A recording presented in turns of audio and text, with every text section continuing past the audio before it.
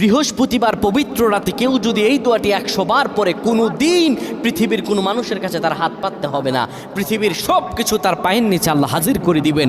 দারিদ্রতা থেকে মুক্তি দান করবেন, বিপদ আপদ থেকে মুক্তি দান করবেন, তার সম্মানকে সুউচ্চতা দান করবেন, অসুস্থতা থেকে দূরে রাখবেন।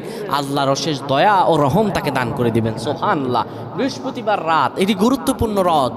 এই রাত সপ্তাহে একদিন আসে। আরবিতে রাত আগে আসে, দিন পরে আসে। সুতরাং বৃহস্পতিবারের যে দিন গিয়ে রাত, এটি বৃহস্পতিবার রাত নয়, এটি শুক্রবারের রাত, এটি জুমাবারের রাত, এটি দোয়া কবুলের রাত, আল্লাহর কাছাকাছি হওয়ার রাত। সুবহানাল্লাহ। এই বৃহস্পতিবার রাত আল্লাহ তাআলা বান্দার দোয়া কবুল করেন। কেউ যদি বৃহস্পতিবার রাতে ঈশা নামাজের পরে পবিত্র হয়ে ইয়া হাইয়ু ইয়া হাইয়ু ইয়া হাইয়ু ইয়া রফিয়ু ইয়া রফিয়ু ইয়া রফিয়ু এই দোয়াগুলো পড়তে পারে 100 বার, আল্লাহ রাব্বুল আলামিন